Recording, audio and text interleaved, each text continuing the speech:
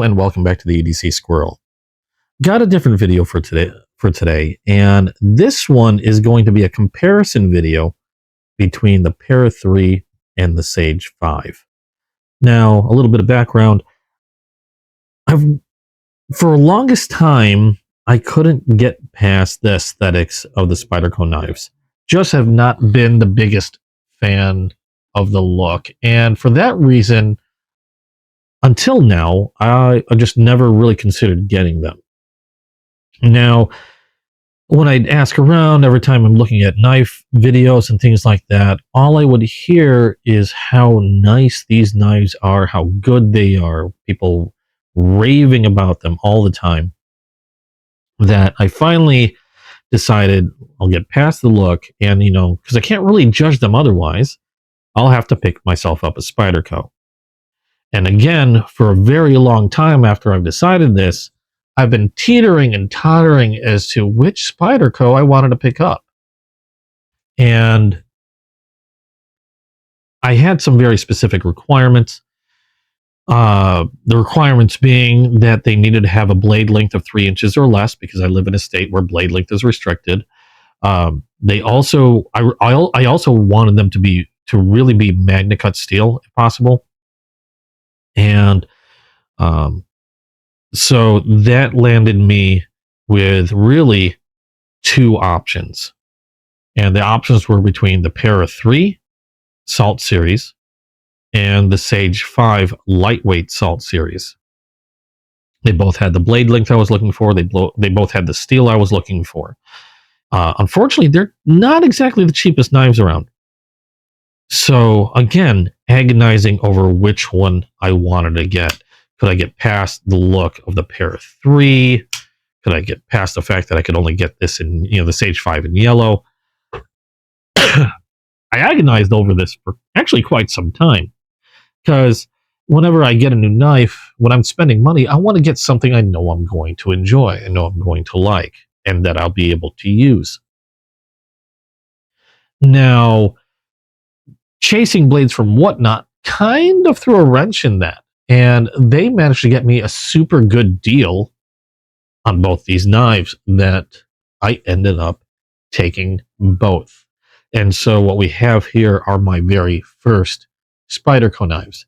One didn't come before the other. They both came at the same time.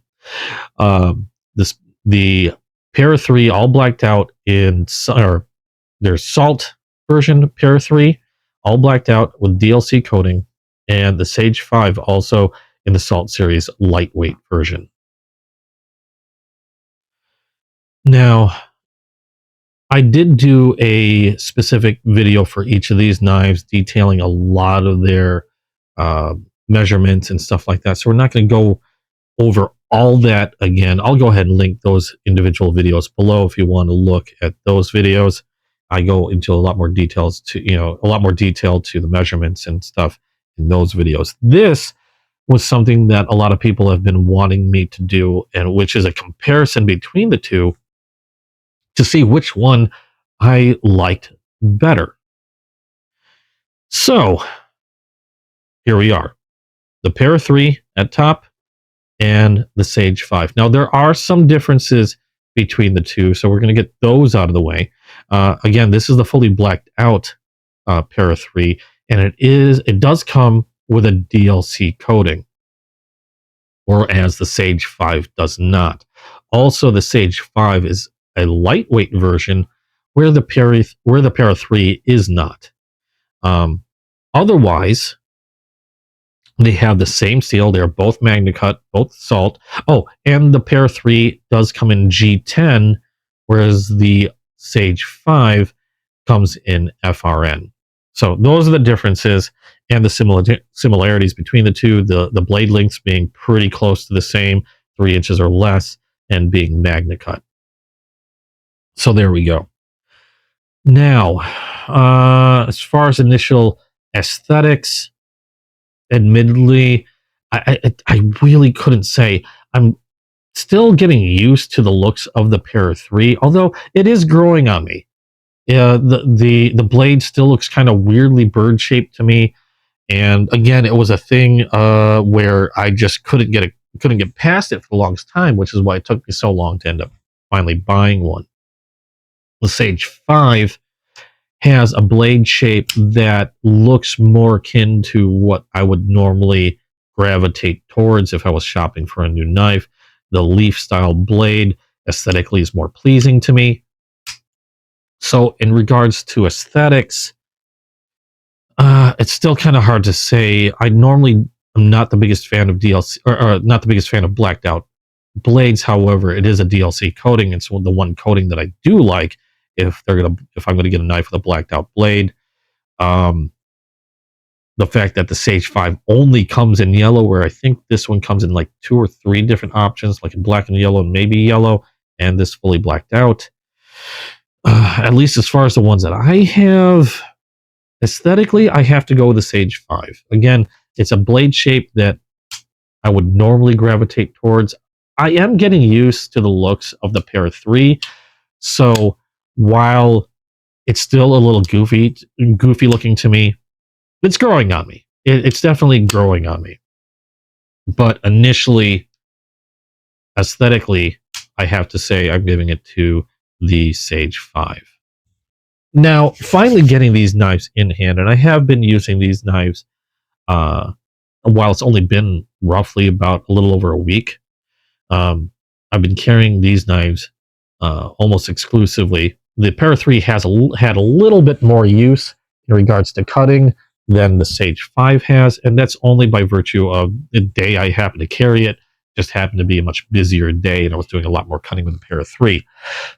However, the Para 3 still looks brand new, as does the Sage 5, even though the Sage 5 has gone through some work as well. They both performed amazingly well.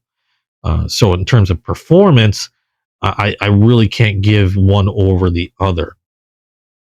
There are some differences, though, when I was using them, and it has to do with ergonomics. Now, starting with a Para 3, it's a very nice feeling knife. It's a very ergonomic knife.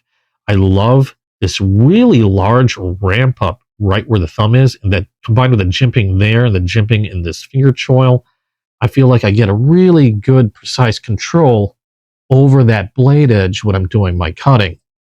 It just feels really good in the hand.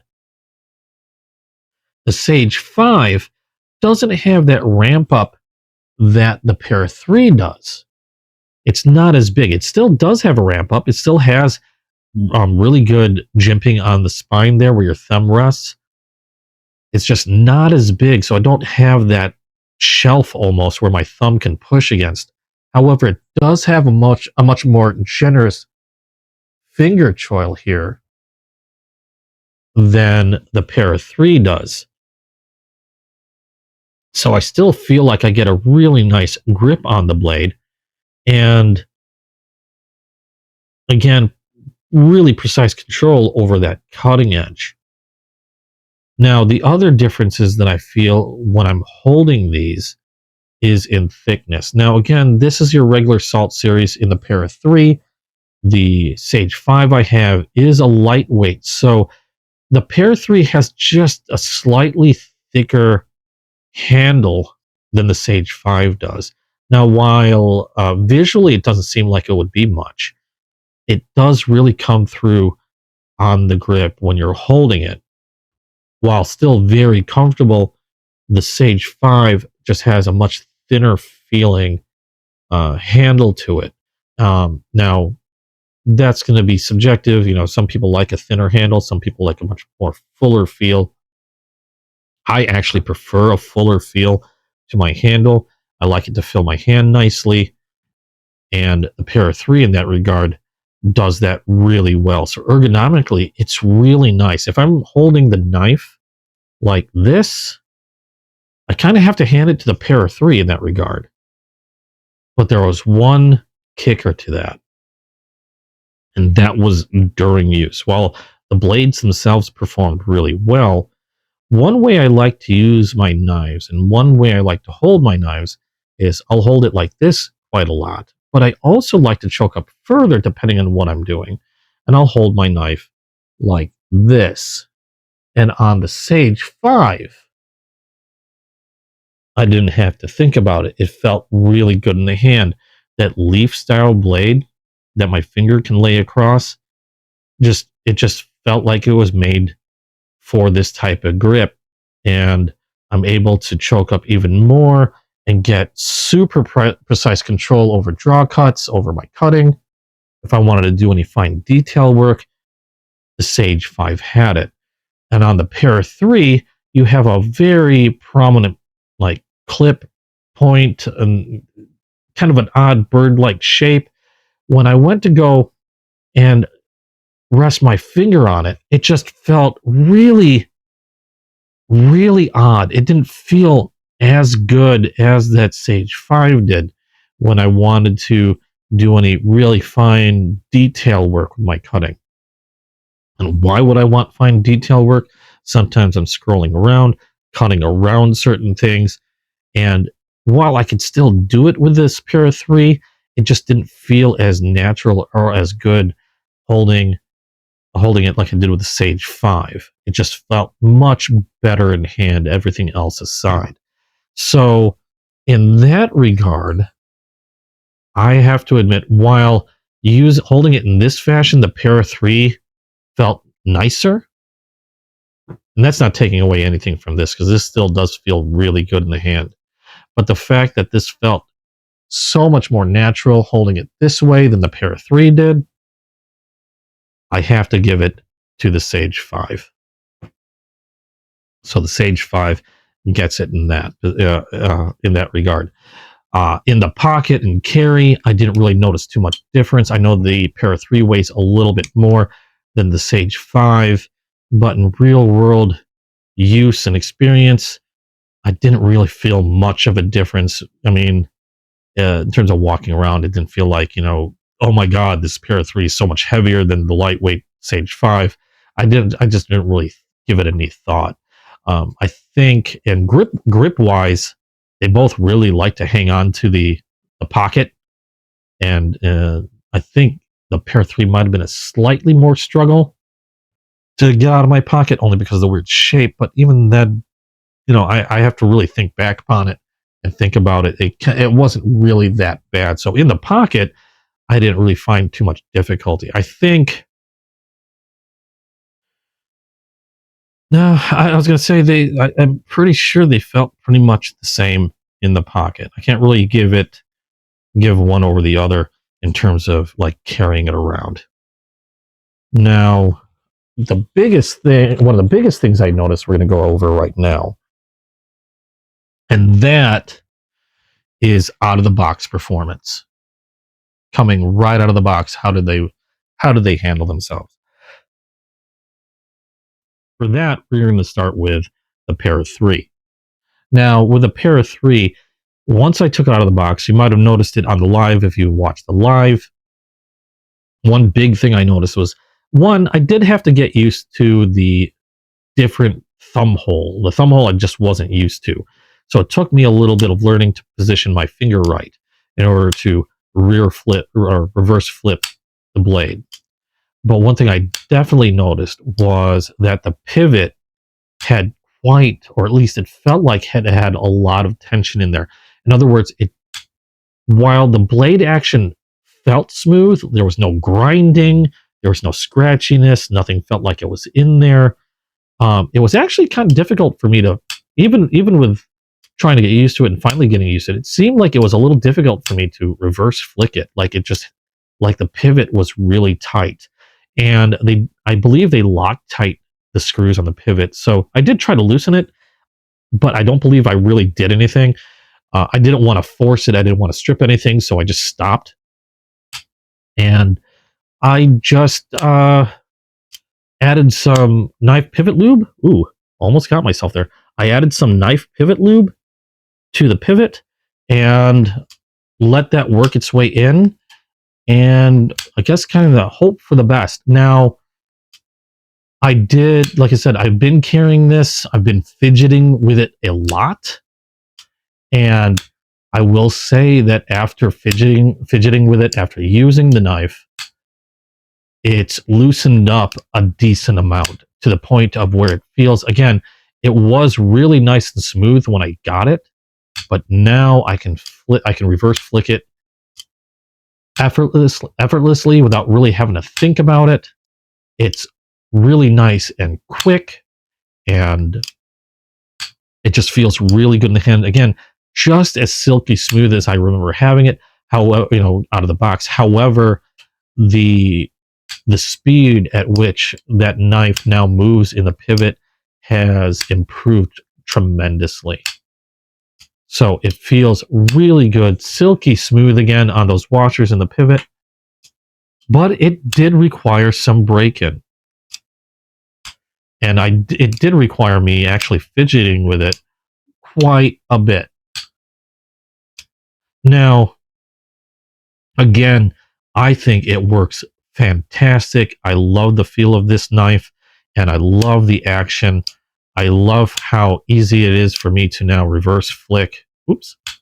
I still find myself getting used to that thumb hole, but it's a very, very fidgety knife, and I've been loving it. And I've loved carrying this thing. Now, the other thing is this compression lock. Out of the box on the Para 3, another thing I noticed is there was a bit of lock stick on the compression lock. Now, I don't think you can hear it. I'm going to hold this by my mic. I don't think you can hear it now, but when I first got this out of the box, some moments when I would flick it open, there was a very audible click as I would squeeze down on the compression lock to unlock the knife, and a good amount of lock stick. And again, having spent some time fidgeting with the knife, carrying it with me, and using the blade, that compression lock or that lock stick has improved greatly. I can still feel the barest hint. I can still feel the barest hint of lock stick. I can still feel it. Sometimes I can hear it, but it's nowhere near like it used to be when I first got it out of the box. It's improved tremendously, much like the tightness of the pivot. So the compression lock, also on the Para 3, appears to have needed a little bit of break-in time. Now, again, I can still feel a hint of lock stick on there, but it's nowhere near what it used to be, where it was kind of surprising. Like, I had to wonder if there was a problem with it when I first took it out, because there was one moment I went to unlock it, and I was like, oh, what's going on? And then it went, and I could even hear it unlock. But now I don't hear it at all, and that lock is still super solid. There's no movement in there whatsoever, up or down, left or right. So it's a very, very solid lockup. It just appears to have needed, again, some break-in time after getting it out of the box. That being said, as of right now, it's performing flawlessly. I love fidgeting with this knife. It works really well. The lock is really nice. I'm actually really enjoying this compression lock, and works, again, flawlessly, even with just a very hint of lock stick, which I feel will probably go completely away over time. Now, as you can see, if I hold down the compression lock, you can still see there's still quite a bit of friction there, but it's not, like I said, it's not like rough or anything like that. It still feels very silky smooth. Okay, so action-wise, the blade movement is fantastic. It's just it needed a little work out of the box. Now, onto the Sage 5. Taking this out of the box, immediately, I was, for whatever reason, I was able to get used to the thumb hole a lot quicker than I was on the Sage, or on the Para 3. Now, maybe because I was working with the Para 3 a little bit earlier than I'd taken the Sage 5 out of the box, so maybe I was a little bit more used to the thumb hole, but I didn't feel any of that tightness in the pivot. It was just immediately I was just immediately able to reverse flick it, use my thumb to open it up without any issues whatsoever. It didn't feel like the Para 3 did, where it needed a little break in. It was just, again, smooth as silk, and just was immediately able to go ahead, reverse flick without any issue. So again, smooth as silk operation right out of the box with the Sage 5. And then going to that compression lock, another thing I noticed was there was no hint of lock stick on the compression lock. Regardless of how strong I might flick this open, no lock stick whatsoever. And if I were to hold the lock down, you can see, now these do run on washers. They both run on washers. Neither of them have bearings, but you can see that blade swinging freely on this one. Again, no grit, no grittiness, silky smooth, no lock stick, right out of the box.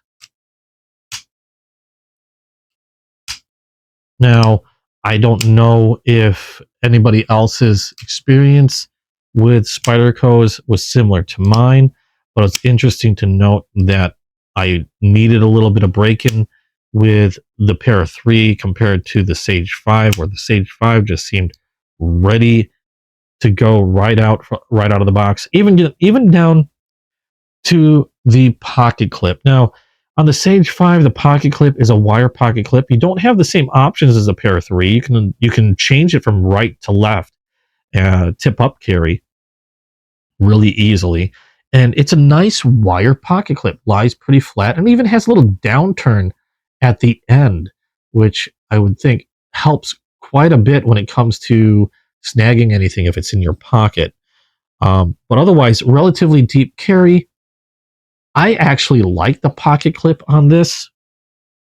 Excuse me. On the Sage 5, it worked really well. I didn't have to, again, think about it. Really grippy in the pocket. But again, right out of the box, this knife was just ready to go. You open the box, throw it in your pocket, and out the door you go. Back to the Para 3. If I ever heard one complaint of the Para 3 initially, it was with the OEM pocket clip. In fact, I heard so many complaints about how many people disliked the pocket clip that when I finally put my order in for the Para 3, I also ordered immediately a replacement pocket clip. The one I got in particular is a titanium made, I think it's titanium, from Flytanium. And unlike the OEM, this one is a relatively deep carry pocket clip. So whereas the original would still have like almost an inch of the knife handle still sticking out of my pocket, this one reduced it a lot. To give you an idea, I don't have the original pocket clip with me. I have here something kind of similar. This is the Demco 8020, and the Spyderco's pocket clip was kind of similar in that you had the screw attachments, and then instead of curving back and over, it just went straight towards the body of the knife and had a really thick spoon type tip on there, but still had like an inch worth of handle jutting out from your pocket. Whereas this one curves back, gives you a little deeper carry, much nicer pocket clip in my opinion. I just really, when I got the Para 3, it was one of the things I looked at and immediately just did not like. And I'm really glad that I had the forethought to order a replacement pocket clip before my knife even came in. And it was the first thing I did actually on live was replace that pocket clip. So in terms of out of the box use, ready to go without having to do anything else to the knife, because when you think about it, that pocket clip is another added expense. I would have to give it to the Sage 5. Sage 5 was ready to go as soon as it was out of the box. Didn't really have to do anything. It didn't even have to add pivot oil to it. It just worked perfectly smooth from the start. And Again, out of the box, in the pocket, out the door. So I really have to hand it to the Sage 5 in that regard. So overall, I know we talked that overall, first of all, I'm really impressed with Spyderco. These were both my very first Spydercos I've ever gotten. And I now understand what people are talking about, why they like them so much. And I'm very glad I got them. I'm very glad I got both of them, because regardless of what I say, they both perform really well. They're both really nice knives, ergonomic, some of the best feeling knives, in my opinion, that I've got in my collection, that they're really both battling it out in my pocket, for time in my pocket. Now, that being said, if I were stuck and I was given the choice of only one, I could only get one of these.